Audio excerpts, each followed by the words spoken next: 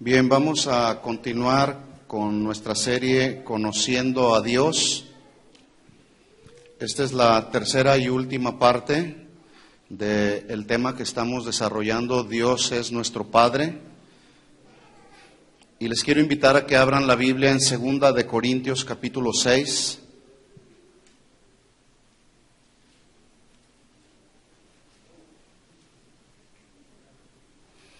Segunda de Corintios, capítulo 6.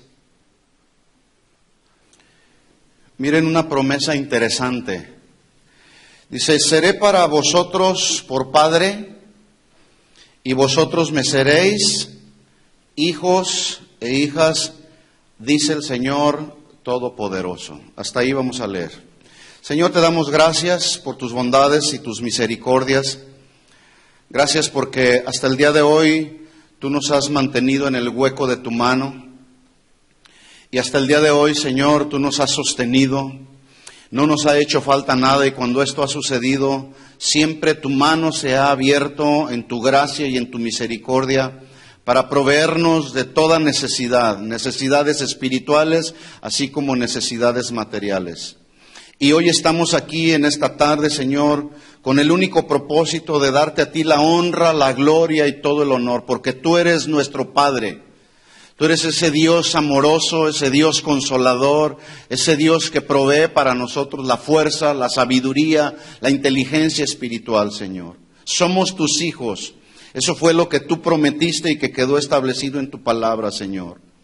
Y hoy, Señor, pedimos que tú nos hables al corazón. Que tu palabra, Señor, que es viva, que es eficaz, sea útil en esta tarde para instruirnos, para enseñarnos y para llevarnos por el camino que establece tu palabra, Señor.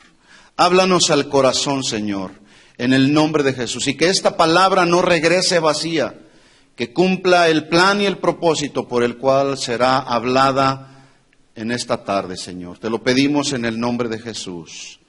Amén. Amén. La semana pasada establecimos que Dios, como creador, es Padre de todo lo creado, ¿sí?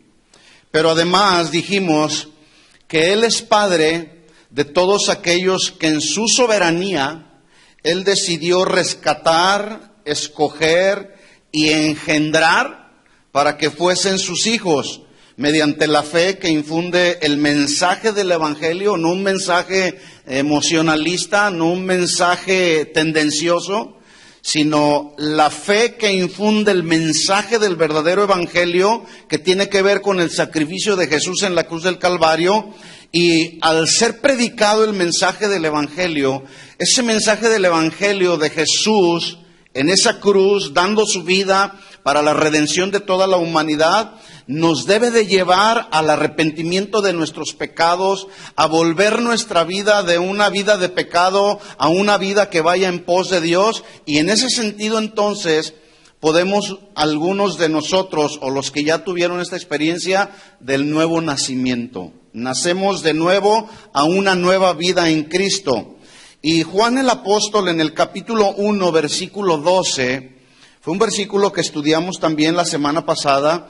Él dijo lo siguiente: mas a todos los que le recibieron, a los que creen en su nombre, les dio potestad. Dijimos que esta palabra potestad se traduce privilegio, derecho, autoridad. ¿De qué? De ser hechos hijos de Dios. Porque no éramos hijos de Dios, pero en su gracia, en su misericordia, repito, y por el sacrificio perfecto de Jesús en la cruz, es que entonces fuimos hechos hijos de Dios. ¿Cuántos son hijos de Dios e hijas de Dios? No éramos hijos de Dios, ¿estamos de acuerdo en eso? Versículo 13 dice, los cuales no son engendrados de sangre ni de voluntad de carne, refiriéndose a la humanidad, ni de voluntad de varón, sino engendrados de Dios. ¿Cuántos han sido engendrados de Dios? La palabra engendrar es la palabra del griego genao, de donde se traduce procreado, concebido o nacido de Dios. Por lo tanto, entonces establecimos una verdad que todos necesitamos entender, comprender y vivir. Son hijos de Dios los engendrados de Dios, los nacidos de Dios, nadie más. Ya dijimos que no todos son hijos de Dios. ¿Estamos de acuerdo? Son hijos de Dios los nacidos de Dios. Así lo afirmó Dios primero al pueblo de Israel y también más adelante Dios lo afirmó a todos aquellos que nacieron de Dios y conforman ahora su iglesia, la cual somos todos nosotros, ¿sí? En 2 Corintios 6:18, el primer versículo que leímos, dice Pablo a la iglesia de los Corintios, les da esta promesa, les recuerda esta promesa diciéndoles: seré para vosotros padre y vosotros me seréis hijos e hijas, dice el Señor Todopoderoso. Otra versión dice: seré para ustedes en relación de un padre, o estaré con ustedes en la relación de un padre. ¿Cómo debe de ser un padre? Ya lo definimos en la primera conferencia que di acerca de este tema. Un padre no es aquel que solamente trae el sustento diario para el hogar. Eso es parte de las responsabilidades de un padre. Pero un padre es aquel que no solamente provee lo material, sino también lo espiritual y lo moral. Porque de pronto nos encontramos con algunos padres que dicen: no te falta nada, no pidas más. Tienes todo lo que materialmente puedas necesitar, así que ahí está. Yo ya cumplí, ahora cumple tú, le dicen a la esposa. No, es que las responsabilidades de un padre son mucho más que traer dinero a la casa y suplir las necesidades. Entonces, seré para ustedes, otra versión estoy leyendo, en la relación de un padre, y me serán ustedes en la relación de hijos e hijas. ¿Sí? Firma, dice ahí el versículo 18, el Señor Todopoderoso. ¿Sí? Y yo quiero que ponga atención, porque a veces, como hijos de Dios, menospreciamos este gran valor que hay en el hecho de ser llamados hijos de Dios. Se ha menospreciado y se ha minimizado mucho el hecho de ser hijos de Dios. Esta palabra todopoderoso, el griego la traduce como aquel que todo lo puede. En otras palabras, para Dios no hay absolutamente nada imposible. No sé cuántos estarán de acuerdo conmigo. No hay nada imposible para Él. Sin embargo, en la práctica de la vida diaria del cristiano, de repente nos encontramos dudando del todo poder de Dios. Suponiendo que Dios está tan ocupado en tantas cosas que suceden alrededor del mundo, que tal vez nuestras necesidades, problemas, situaciones difíciles, tal vez como que se le escaparon de la mano. Pero déjenme decirles, a Dios no se le escapa nada de la mano. Él es todopoderoso, todo lo puede.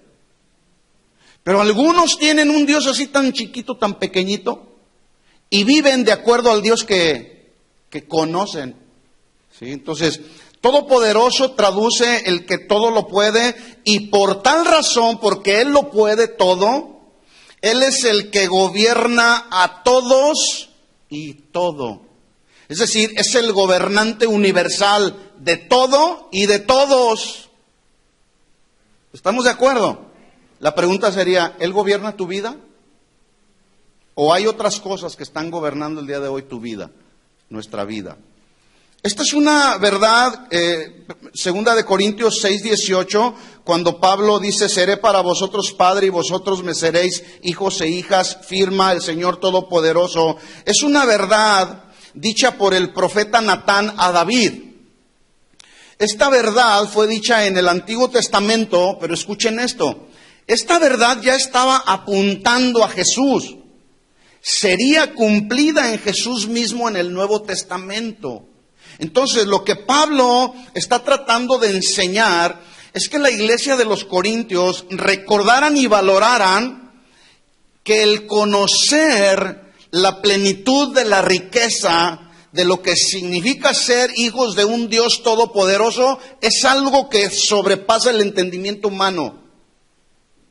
Entonces, cuando Pablo les está diciendo, recordando esta promesa dicha a David, Yo seré para ustedes padre, ustedes serán para mí hijos e hijas. Les estaba diciendo Pablo a los corintios, valoren lo que verdaderamente significa ser hijos de Dios.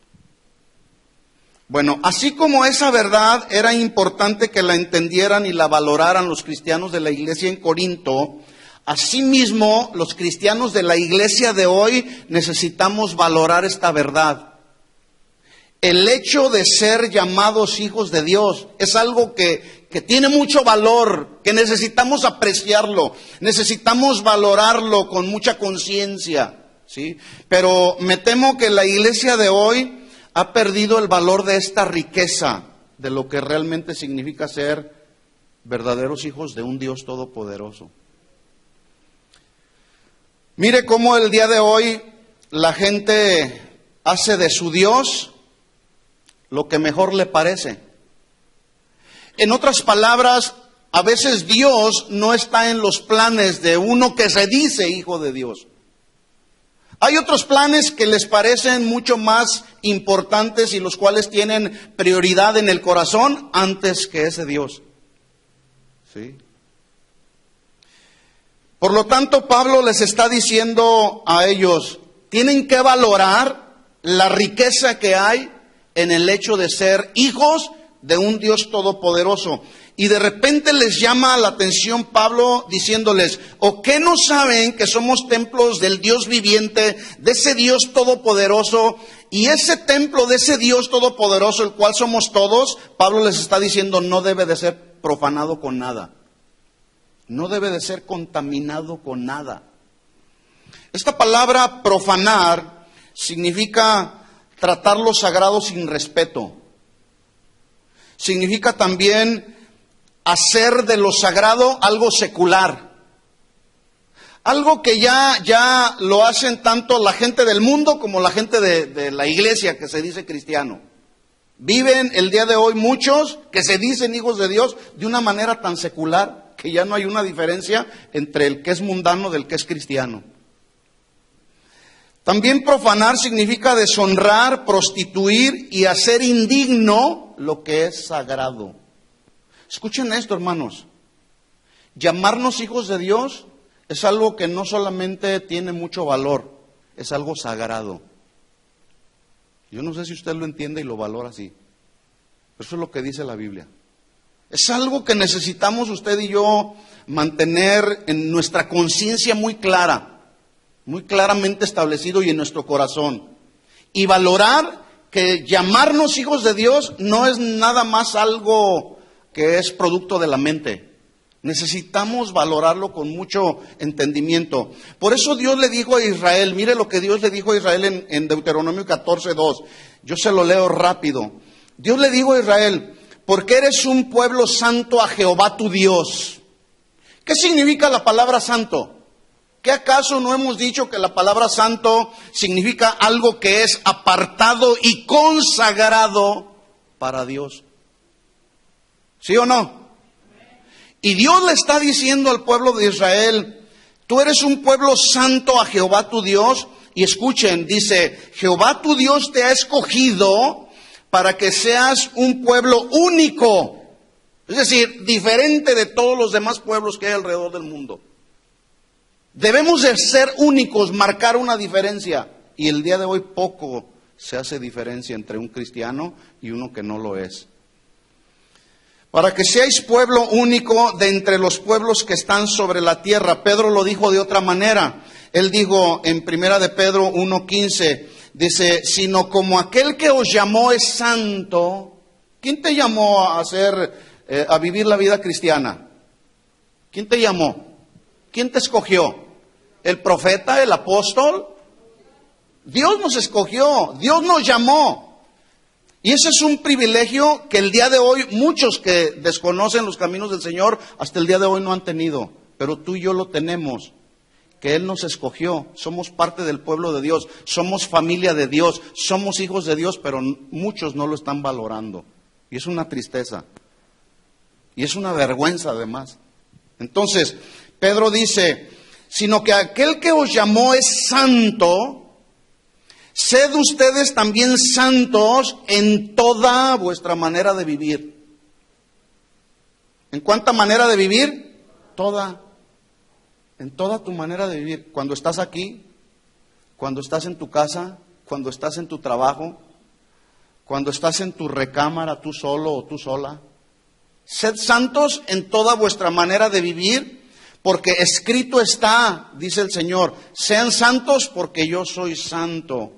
Entonces, pregunta, ¿por qué Pablo le pide a los corintios que hicieran conciencia del valor que hay en el hecho de ser llamados hijos de un Dios todopoderoso? ¿Por qué será que Pablo les estaba reconviniendo a los cristianos de la iglesia en Corinto cuando les recuerda esta promesa dicha en el Antiguo Testamento? Serán ustedes hijos e hijas y yo seré su padre. Firma el Señor Todopoderoso. Segunda de Corintios 6:18.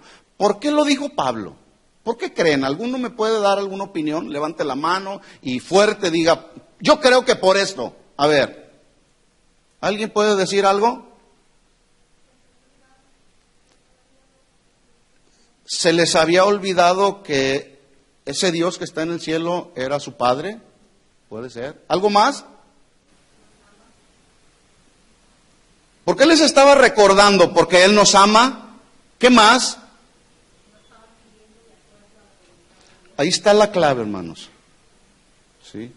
Cuando tu padre de familia o mamá que tienes a tus hijos, cuando tú empiezas a ver y a discernir que tus hijos se empiezan a ir del camino que tú les has ido estableciendo, ¿qué es lo que haces?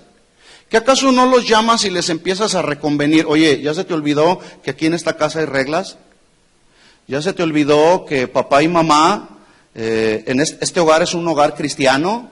¿Ya se te olvidó esto? ¿Ya se te olvidó? ¿No empiezas a reconvenirle? ¿Sí o no, padres? Porque, ¿qué padre es aquel que no disciplina a sus hijos?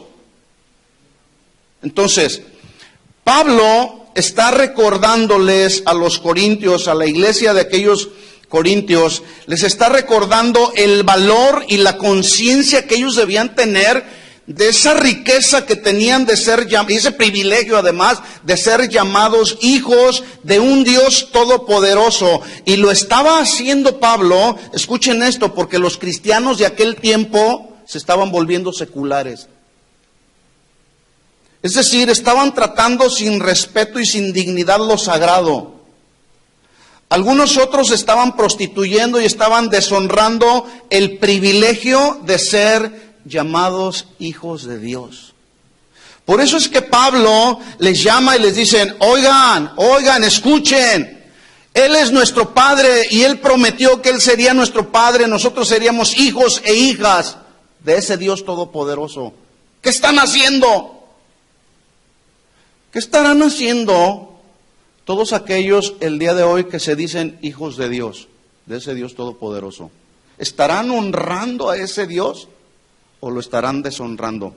Vamos a leer un poquito acerca del contexto. ¿Por qué Pablo en el versículo 18 les llama la atención y les recuerda esta promesa? ¿Sí? En el versículo 14 de 2 de Corintios 6:14, mire lo que Pablo les está diciendo para llegar al punto donde les dice, ese Padre es nuestro Padre y nosotros seremos hijos e hijas. En 2 de Corintios 6:14, Pablo les dice, no os unáis en yugo desigual con los incrédulos. Acuérdense que estamos tratando de entender por qué Pablo les recuerda esa promesa. Seré para ustedes su Padre y ustedes me serán hijos e hijas. ¿Por qué se los dijo?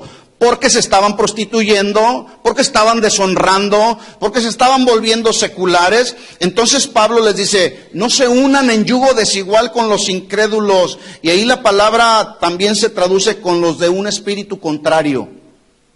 No debe de haber una unión, ¿sí? Aquí Pablo está haciendo una ilustración que tomó de las prohibiciones que Dios le hizo a Israel en el Antiguo Testamento con respecto a no unir en yugo a dos tipos de animales diferentes para las labores agrícolas. Es decir, La instrucción en el Antiguo Testamento que Dios le estaba dando al pueblo de Israel, su pueblo amado, les estaba diciendo, ustedes no ararán la tierra usando un buey y un asno juntamente.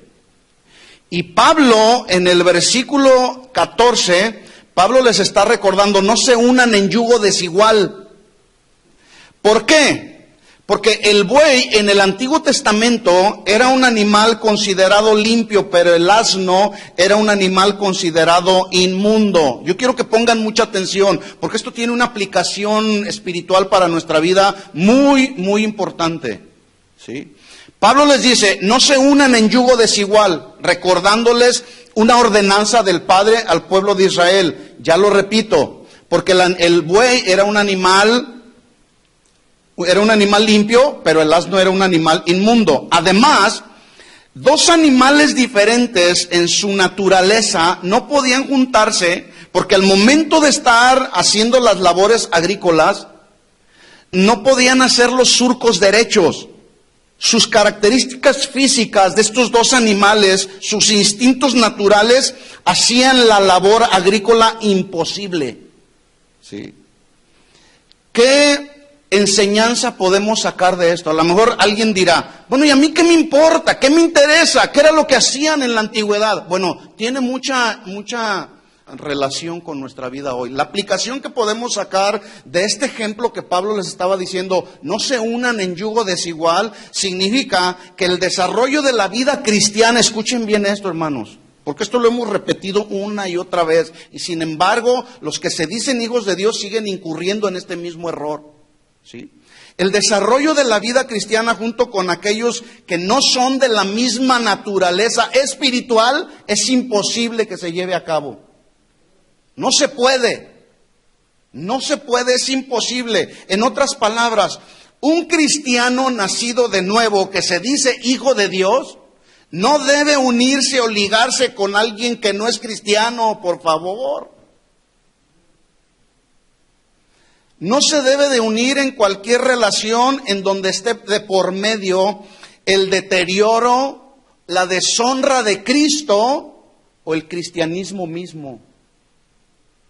No se debe de relacionar. Algunos, en su ignorancia o en su ligereza de vida cristiana, hacen sus propias especulaciones personales y deducciones personales diciendo, yo sé que no es cristiano, o yo sé que no es cristiana, pero en su momento yo lo voy a convertir. ¿Lo vas a convertir en qué? ¿En qué? Digo, si alguien no entiende este versículo, pues puede ser por dos cosas. O de plano es muy ignorante, o no ha nacido de nuevo. Porque las cosas que son del Espíritu, esas se disciernen espiritualmente.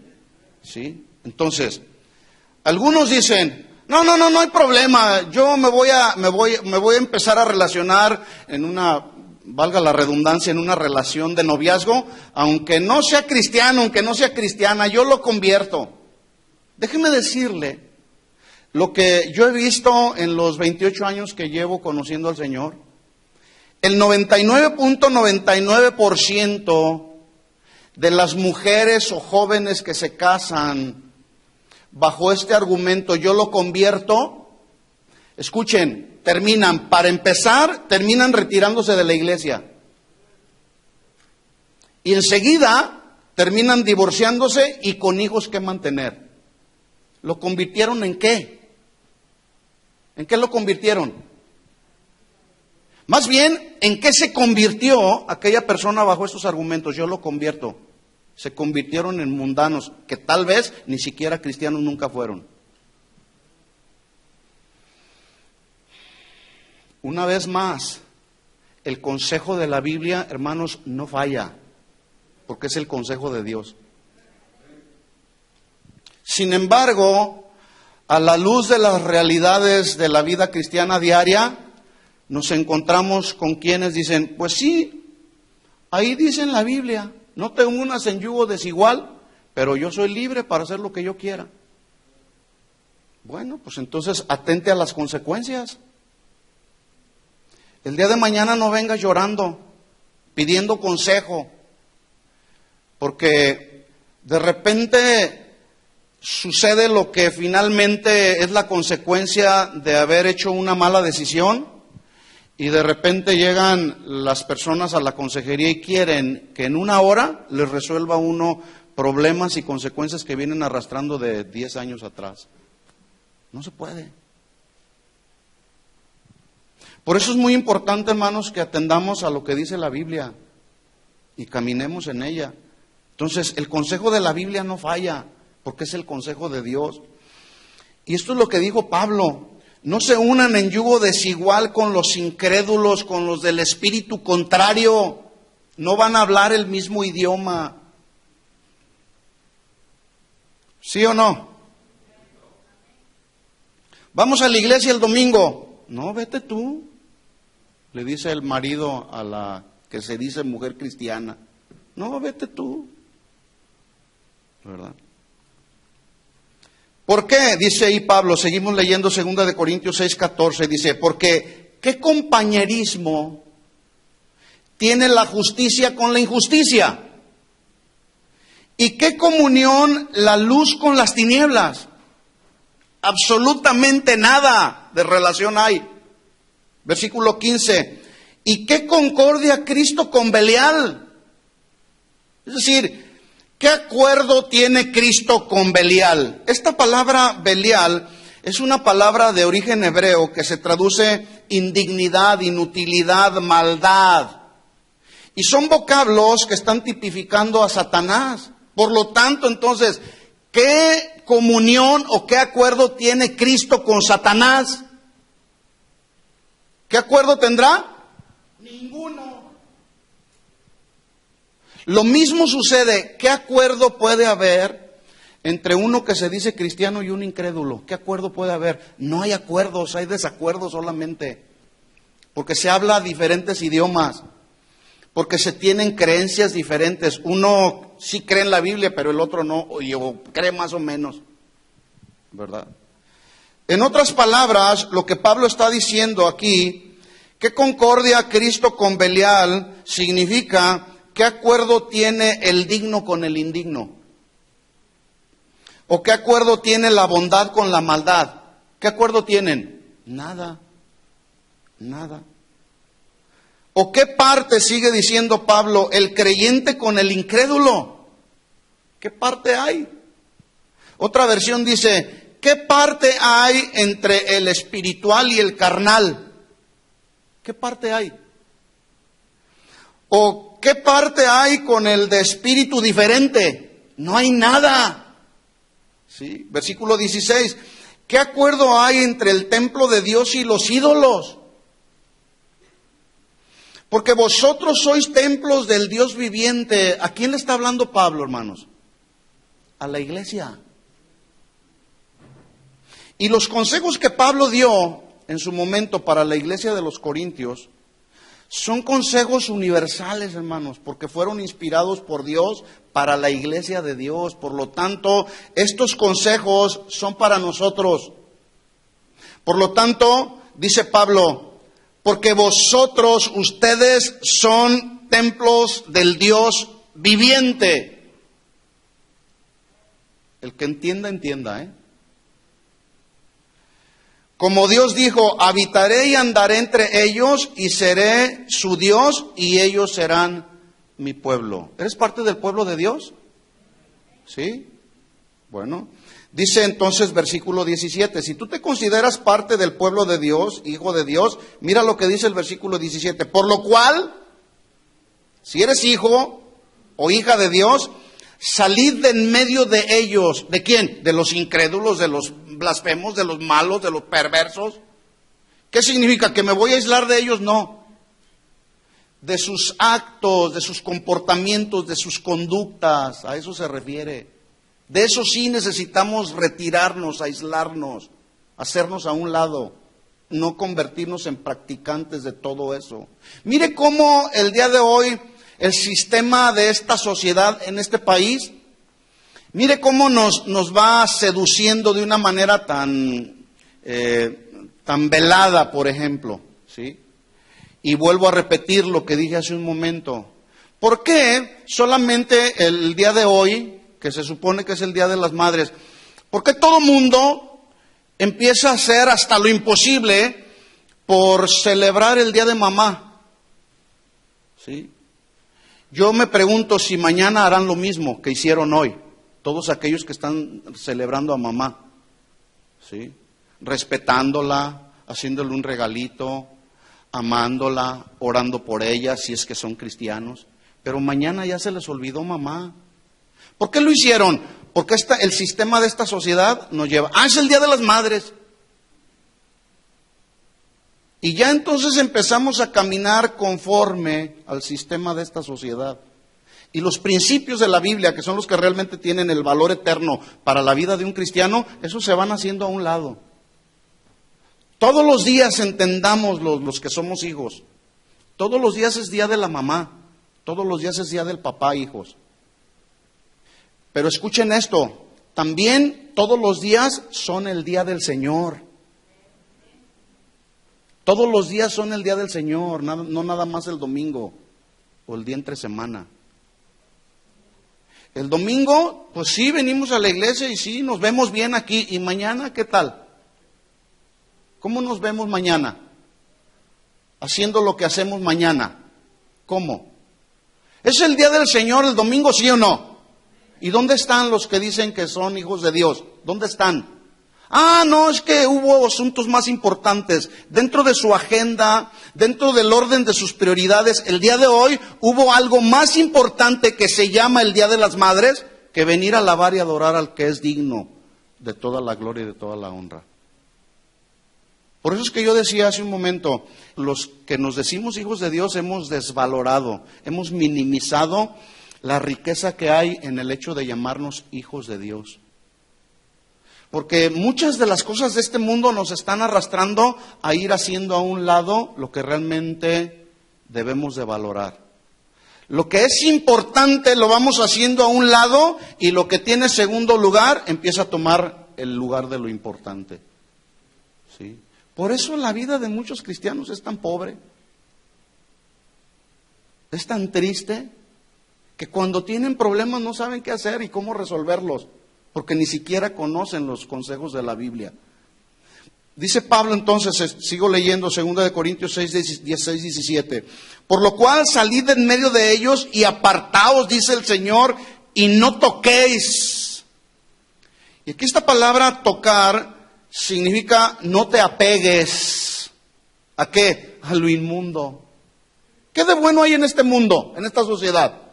¿Qué de bueno hay? Todo es inmundo. ¿Sí? Todo es impuro. Moralmente todo está por los suelos. Lujuria, prostitución, homosexualidad, lesbianismo, todo está por los suelos. En muchos de los asuntos que tienen que ver con la religión, si así podemos llamarlo, hay muchas de las cosas que se hacen dentro de la iglesia que no tienen nada que ver con la Biblia, pero sí mucho que ver con lo demoníaco. Dice, salgan de ahí, de en medio de ellos, apártense, dice el Señor, no toquen lo inmundo, y entonces yo los recibiré, dice el Señor. Versículo 18. Y entonces viene la promesa que Pablo le recuerda a los corintios. Entonces seré para ustedes por Padre. ¿Cuándo será Él para nosotros por Padre? Cuando salgamos de lo inmundo. Cuando caminemos bajo los lineamientos que Él nos establece en su palabra. Dice, entonces seré para ustedes por Padre, y vosotros me seréis hijos e hijas, dice el Señor Todopoderoso. Ese es mi papá, no sé si es el tuyo. Entonces, la pregunta que hicimos la semana pasada, ¿son todos hijos? ¿Son todos hijos? No. ¿Podría alguien ser justificado si el que es justo no lo ha justificado? No. Entonces, la pregunta siguiente sería, ¿cómo alguien puede recibir la justificación de aquel que es justo? ¿Cómo? ¿Por orar? ¿Por diezmar? ¿Por asistir a la iglesia? ¿Por aplaudir y tocar cantos? ¿Por eso puede una persona ser justificada? La respuesta es no. ¿Cómo puede alguien entonces ser justificado? ¿Por las obras o por la fe? Por la fe. Dice Romanos capítulo 5, versículo 1, justificados. Y para los que no saben lo que es la justificación, significa la declaración legal hecha por ese Dios todopoderoso a alguien que se arrepiente, lo declara sin culpa, sin delito más. Sí, eso es justificación. Y la pregunta es, y es confrontativa, ¿ya habremos sido justificados por Él? Entonces, dice Romanos 5:1, justificados pues por el venir a pactar, o a decretar, o atar al diablo. Mire, a veces se cree más en todo ese tipo de manifestaciones raras, antibíblicas. Se cree y se confía más que en lo que dice la Biblia. Me voy a mantener atando al diablo y gritándole al diablo y haciendo guerra espiritual, porque pienso que tal vez eso me traerá la justificación y la salvación para mi vida. Eso no es así. No puede ser así, es imposible. Así no funciona. No es por las obras, es por la gracia, es por la fe. Justificados pues por la fe. Y aquí fe significa creer en el mensaje del Evangelio. ¿Cuál es el mensaje del Evangelio, hermanos? ¿Cuál es el mensaje del Evangelio? ¿Mis pensamientos? ¿Mis experiencias espirituales personales? No.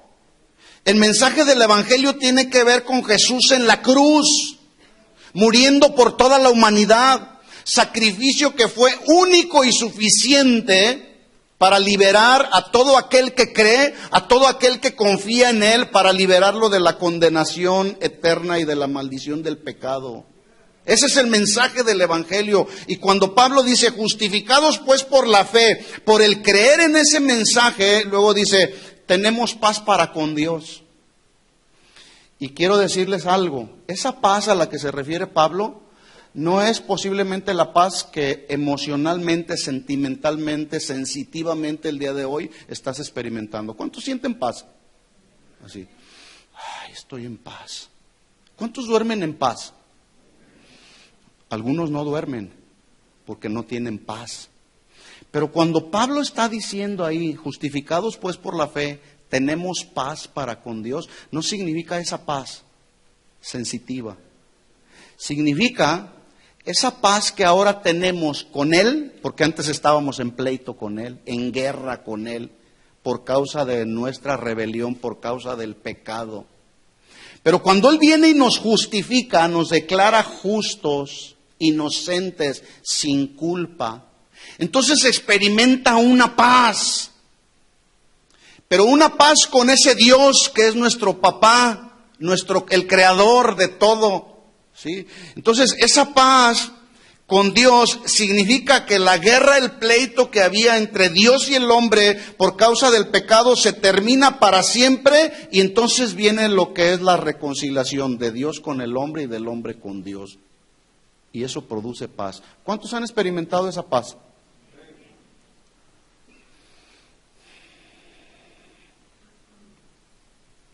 Tenemos paz para con Dios, y luego agrega Pablo ahí, por medio de Jesucristo.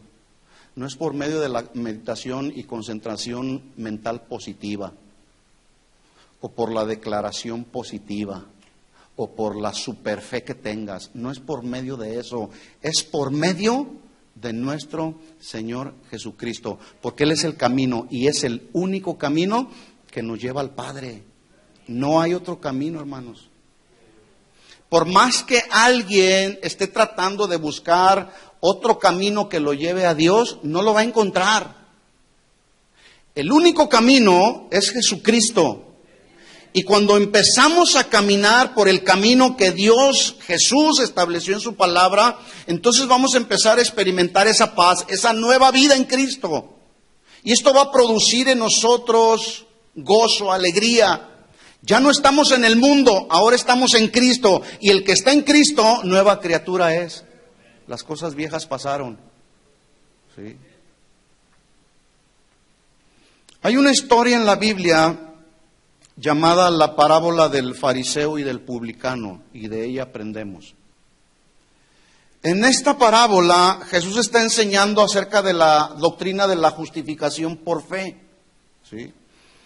Está enseñando Jesús cómo un pecador que carece de justicia personal es declarado justo delante del Padre, escuchen esto, en un instante, así de simple. En un instante y mediante un acto de fe y como resultado de su genuino arrepentimiento, en ese mismo momento, este hombre publicano se convierte en un hijo de Dios. Ay, ¿a poco así de fácil? ¿Cómo así de fácil será? ¿Nomás creer?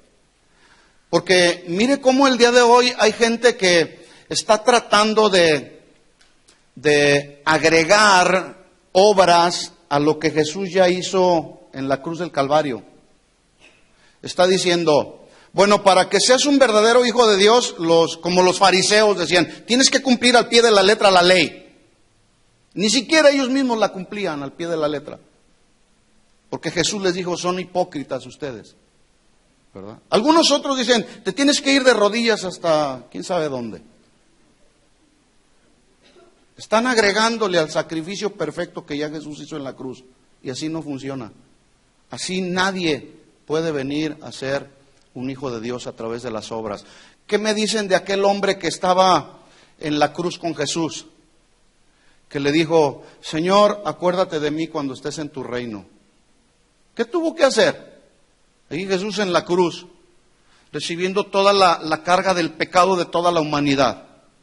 Y este hombre voltea y le dice, Señor, acuérdate de mí cuando estés en tu reino. Y Jesús voltea y le dice, de cierto te digo que este día estarás en el paraíso. ¿Qué tuvo que hacer? Creer, confiar en que ese sacrificio que en ese mismo instante Jesús estaba haciendo, ¿sí?, era único y era suficiente para que ese hombre pecador, ese sí realmente era un pecador, fuera justificado por la fe nada más. ¿Sí? En esta parábola vamos ahí a ver qué podemos aprender de esta parábola de el fariseo y el publicano. Lucas capítulo 18.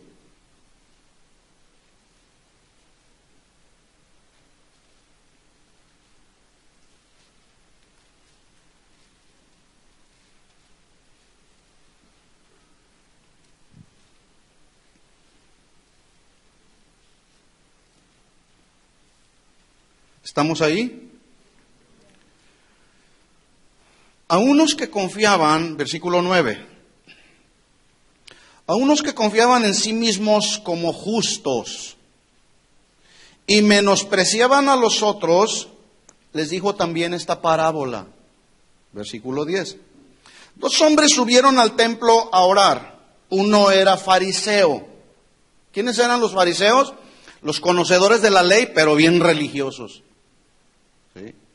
Uno era fariseo religioso y el otro era publicano. ¿Quiénes eran los publicanos? Los recolectores de impuestos que eran gentiles, es decir, no eran hijos de Dios.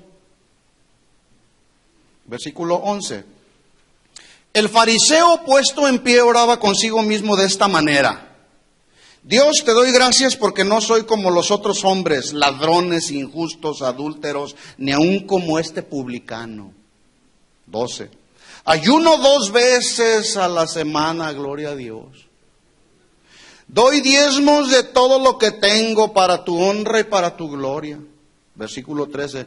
Mas el publicano, estando lejos, no quería ni alzar los ojos al cielo, sino que se golpeaba el pecho diciendo: Dios, sé propicio a mí, pecador. Esa palabra propicio significa sentir un dolor profundo en el alma por causa del pecado, por la condición del pecado. Sí. En otras palabras, este publicano estaba reconociendo que era un pecador y por tal razón no tenía más esperanza que la misericordia de Dios, estando en ese momento. Sí, versículo 14. Os digo que éste descendió a su casa, ¿cómo? Justificado, declarado justo por el Dios Todopoderoso. antes que el otro, porque cualquiera que se enaltece será humillado y el que se humilla será enaltecido. Esta parábola, escuchen esto, hermanos, bien pudiera ser la historia de alguno de nosotros, que tal vez alguno pudiera reflejarse, por un lado, con aquel publicano creado pero no regenerado, y sin embargo, en un acto de fe y de genuino arrepentimiento, con un dolor en su corazón por causa de su condición pecaminosa, clama a Dios por el perdón y le dice al Señor con toda su alma: perdóname de todos mis pecados, sé propicio a mí. Entonces Él es recibido, es aceptado, es perdonado por un Padre misericordioso. Espero que sea tu caso este. Y este fue el caso de alguno de nosotros antes de conocer al Señor. Éramos como ese publicano, pecador, malo y perverso. Pero vino el mensaje del Evangelio, hablamos con Él, le dijimos: sé propicio a mí, pecador. Y el Señor nos recibe con los brazos abiertos, porque Él es misericordioso. O bien, del otro lado, o sea, la vida de alguno puede reflejarse con este publicano, ¿sí? O asómbrese de esto, bien puede reflejarse tu vida con la vida del fariseo. Ese fariseo que con orgullo y soberbia se sintió merecedor de que Dios lo aceptara como su hijo, porque según él,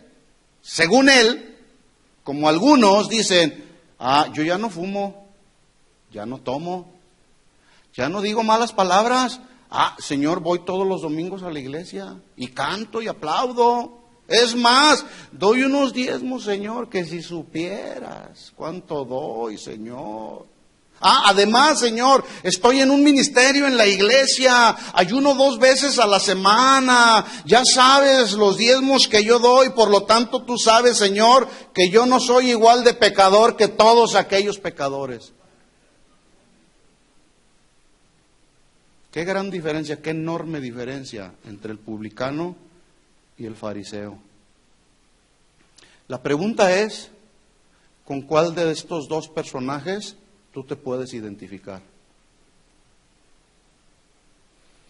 Esa es la pregunta.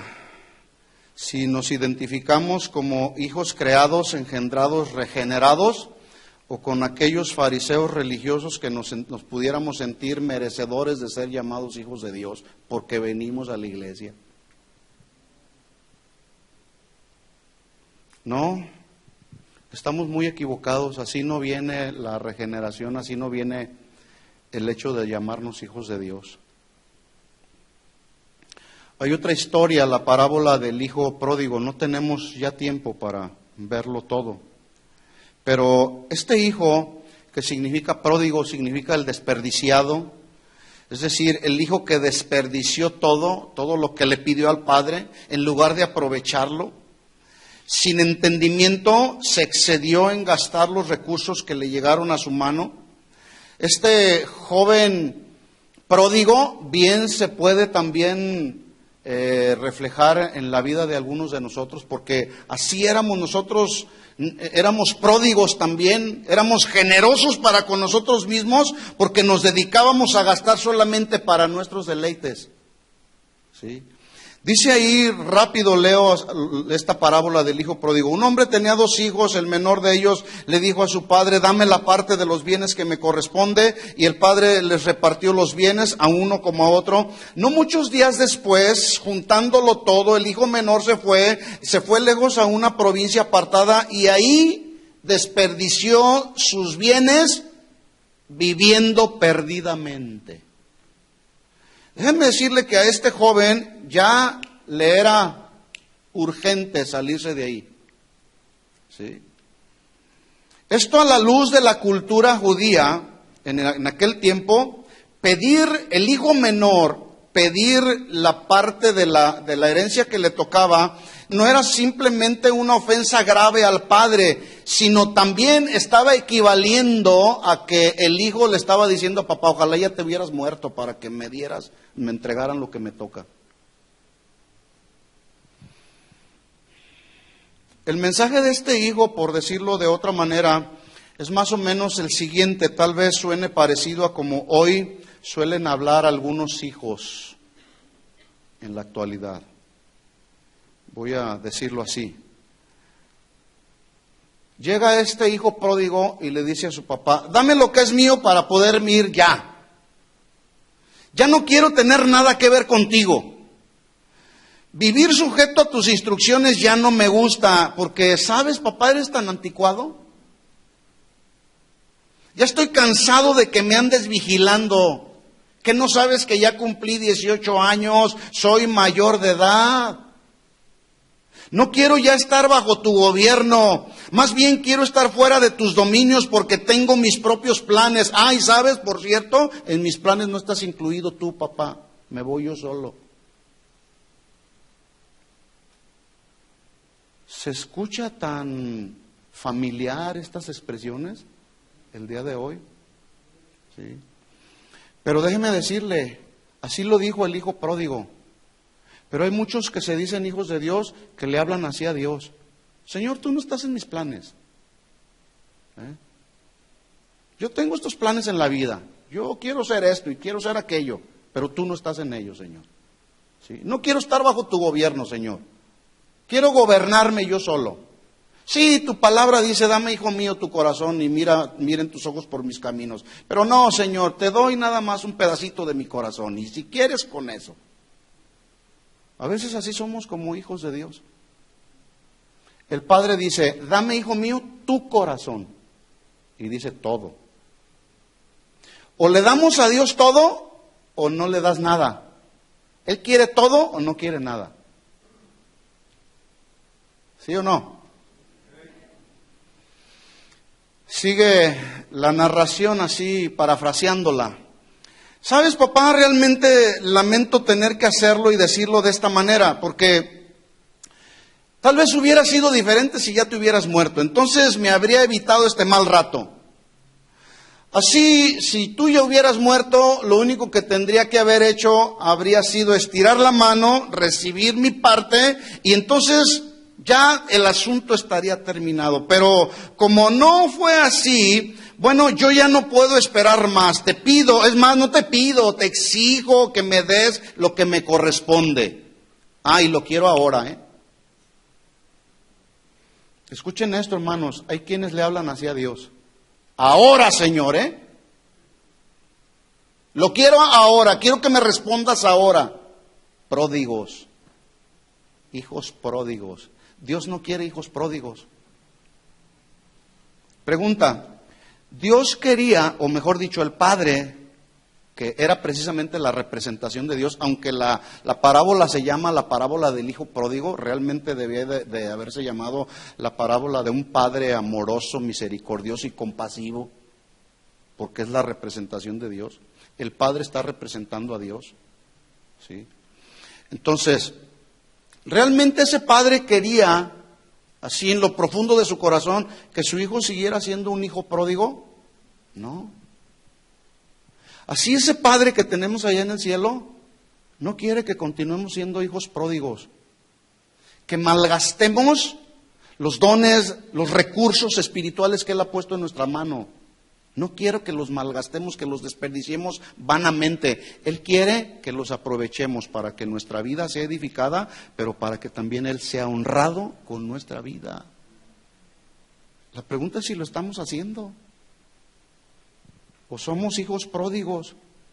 Dice: no muchos días más, juntándolo todo, el hijo menor se fue lejos a una provincia apartada y ahí desperdició sus bienes viviendo perdidamente. Y cuando todo lo hubo malgastado, qué casualidad, vino una gran hambre. ¿Qué acaso no parece más esto una estrategia y diseño de parte de Dios? Para volver a ese hijo rebelde que se fue, volverlo al seno del hogar. Es lo mismo que Dios quiere hacer con todos aquellos que todavía no le conocen, atraerlos hacia Él.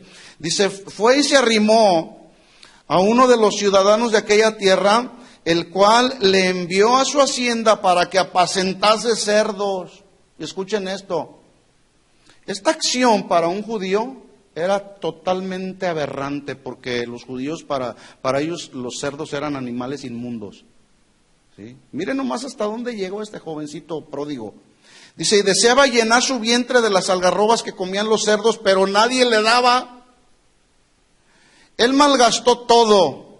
Se dedicó a satisfacer su carne, invirtiendo sus bienes y sus recursos, y sin duda, teniendo todo, se le juntaron un montón de amigos, porque así pasa. Cuando te ven con dinero, te surgen amigos hasta por las piedras. Así le surgieron amigos por donde quiera. Pero cuando le faltó a él hasta el alimento, ¿dónde estaban los amigos? ¿Sí? Finalmente, en el versículo 17, Lucas 15, 17, dice, y volviendo en sí, dijo, ¿cuántos jornaleros en la casa de mi padre tienen abundancia de pan y yo aquí perezco de hambre? Esta es una experiencia, cuando dice volviendo en sí, es una expresión que muestra de qué manera hubo en él un despertamiento espiritual. Y escuchen esto, este es un despertamiento que algunos que están dentro de las iglesias el día de hoy necesitan tener. Un despertamiento espiritual, porque están en un adormecimiento impresionante. No disciernen las cosas de Dios. No las disciernen, pero se dicen hijos de Dios. Entonces dice, y volviendo en sí despertó, porque se había dedicado a vivir para él mismo, se había dedicado a satisfacer el pecado. Y todo esto, vivir para uno mismo, vivir satisfaciendo la carne, es claramente una locura que ciega el entendimiento de alguien. Por eso dice que volvió en sí, despertó de sus locuras y dijo, me levantaré e iré a mi padre y le diré a mi padre, he pecado contra el cielo y contra ti, no soy digno de ser llamado tu hijo, hazme como uno de tus jornaleros.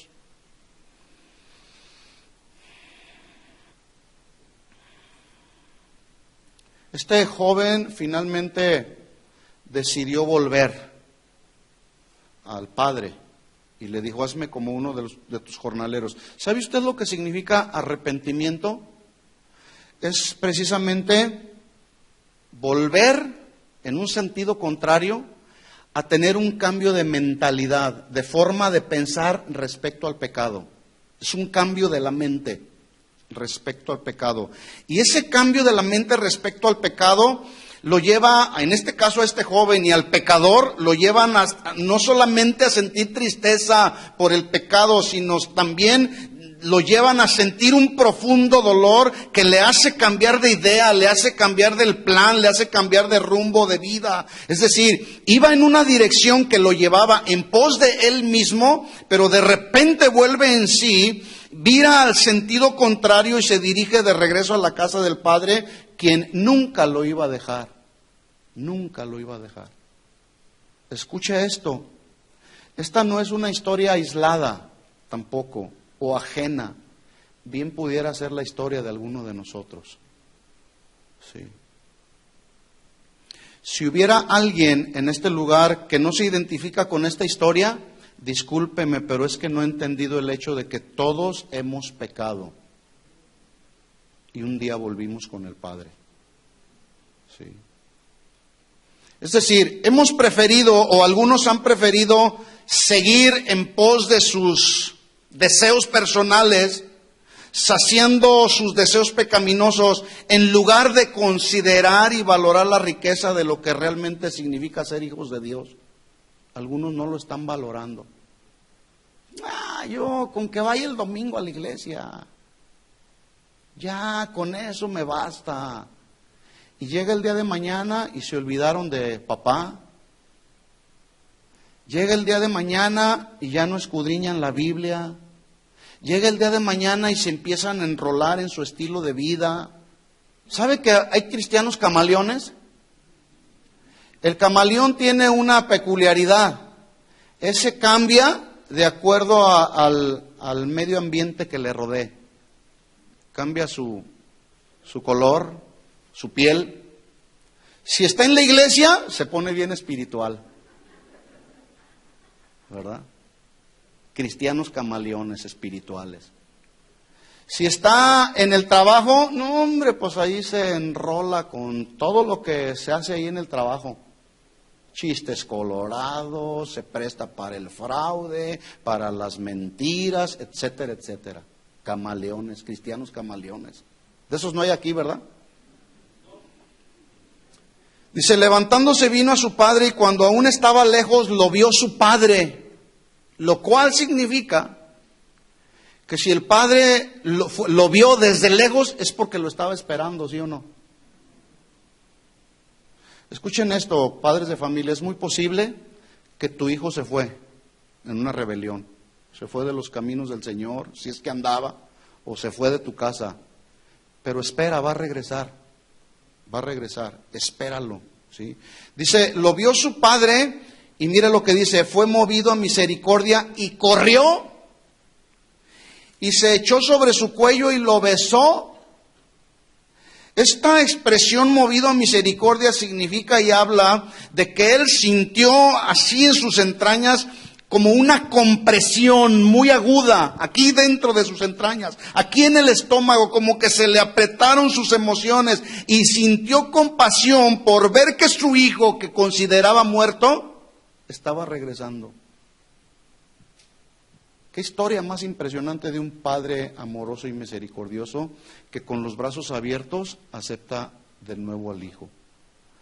Es esa clase de padre que usted y yo necesitamos valorar. Que cuando andábamos nosotros muertos en nuestros delitos y pecados y volvimos en sí y venimos de regreso al camino con el Señor o por primera vez al camino con el Señor y Él con los brazos abiertos.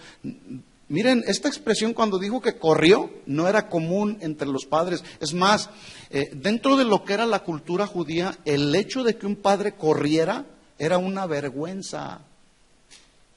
Y como esta es una parábola que Jesús está narrando a los fariseos que estaban oyéndolo, ¿sí?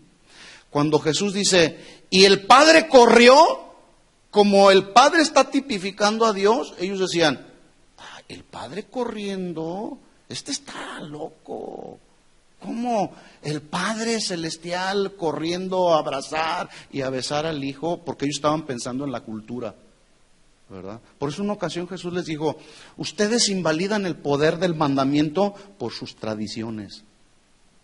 O sea, para ellos era más fuerte en su mente y en su corazón la tradición judía, ¿sí?, que el hecho de ver lo práctico del mensaje de Jesús. ¿Sí? Entonces dice que corrió el padre y lo abrazó y lo besó.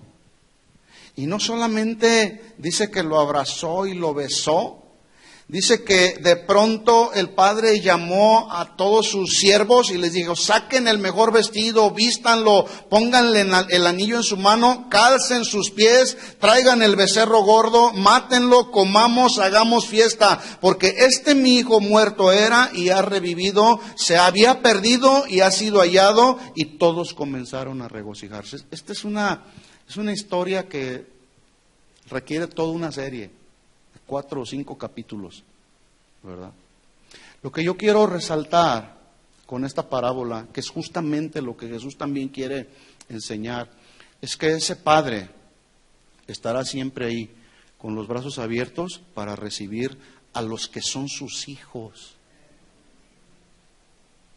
Y a los que no son sus hijos también. ¿Sí? Y si tú el día de hoy estás aquí y no te consideras su hijo, nacido de Dios, engendrado de Dios, hoy ese padre está con los brazos abiertos para recibirte. O si por alguna razón te habías retirado siendo hijo, ¿sí?, te habías retirado de los caminos del Señor por alguna razón y quieres venir nuevamente a la reconciliación con ese padre, también Él está ahí con los brazos abiertos. Porque ese es el Padre amoroso que tenemos en el cielo, ¿sí?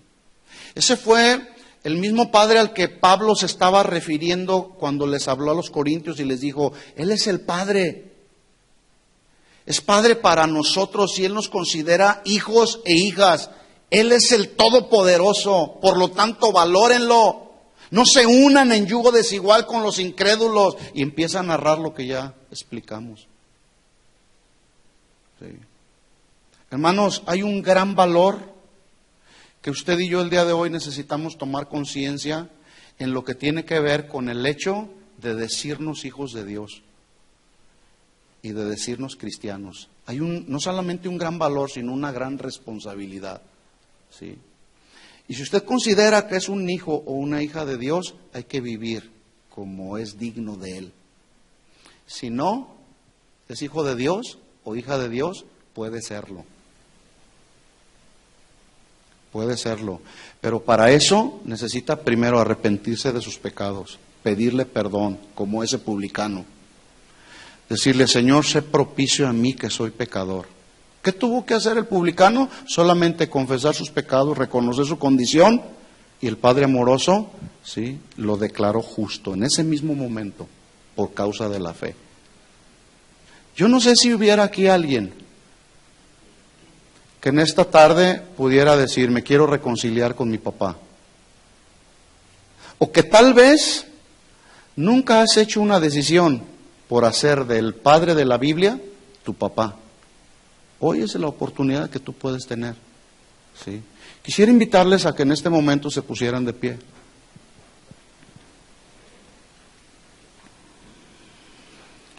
Este hijo reconoció, así como el publicano reconoció su condición pecadora. Y vimos tanto en la parábola del fariseo y el publicano la gracia y la misericordia de Dios, como en la parábola del hijo pródigo.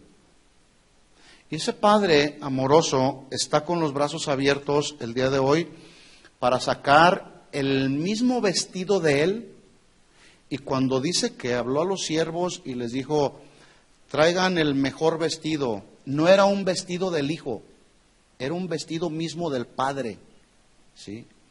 Jesús quiere volver a vestirnos, o que te quiere vestir con las vestimentas de su justicia. Y dice el Señor, ven y traigan el mejor vestido. Y luego le dice, pongan el anillo en su mano. El anillo es símbolo de autoridad. Con el anillo el Padre hacía tratos, ¿sí?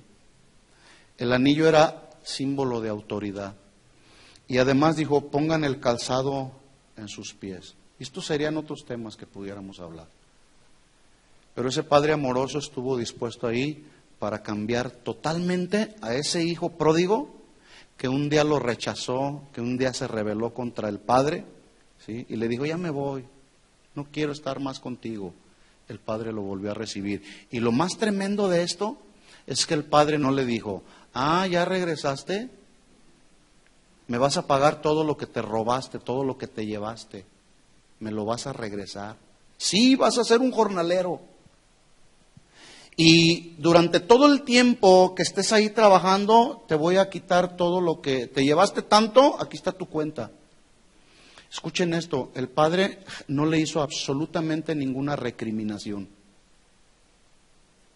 Cuando el mismo hijo le estaba diciendo, hazme como uno de tus jornaleros, mira, yo sé que ellos comen mejor, el Padre ni siquiera lo dejó terminar. Habló a los siervos, ¡ey, tráiganse el mejor vestido, traigan el becerro gordo, vamos a hacer fiesta! Porque este hijo que yo consideraba muerto regresó, ¡está vivo! ¿Saben? Ese es el regocijo, el que experimentó el Padre con el Hijo y los siervos, es el regocijo que se da en el cielo cuando un pecador viene a los caminos del Señor, en una genuina actitud de arrepentimiento. Hay una fiesta en el cielo, ¿sí? Yo no sé si en esta tarde hubiera alguien que quiere decirle al Señor, Señor, quiero que seas mi papá. No te había considerado mi padre. El domingo pasado yo hice un llamado en Casa de Oración Glendale. Fue una bendición poder ver jovencitos de 13, 14, 15 años llorando, diciéndole al Señor, papá, perdóname de todos mis pecados. Porque el Padre sintió compasión y misericordia, ¿sí? Es la misma compasión y misericordia que hasta el día de hoy Él sigue teniendo. Dice la Biblia, dice, Él es paciente para con todos, no queriendo que nadie perezca. Miren el deseo del corazón de un padre, no queriendo que nadie perezca, sino que todos procedan ¿a qué? Al arrepentimiento. Cambiar la manera de pensar respecto al pecado, eso es arrepentimiento, Sí. Cierra tus ojos un momento. Si hubiera alguien que quiere venir aquí al frente y decir, yo soy esa persona que usted ha estado hablando. Me puedo reflejar con la historia del hijo pródigo, con la historia del publicano. Venga aquí al frente. Y en una actitud de genuino arrepentimiento y en una actitud de fe, venga aquí al frente y vamos a orar al Señor y vamos a pedirle al Señor que Él toque tu vida, que Él ministre tu corazón. Y entonces al salir de este lugar tú puedas tener la convicción tan real, tan verdadera, de poder decir en tu corazón, verdaderamente soy un hijo o una hija de Dios. Si hay alguien más, por favor, venga rápidamente a este lugar. Gracias, Señor.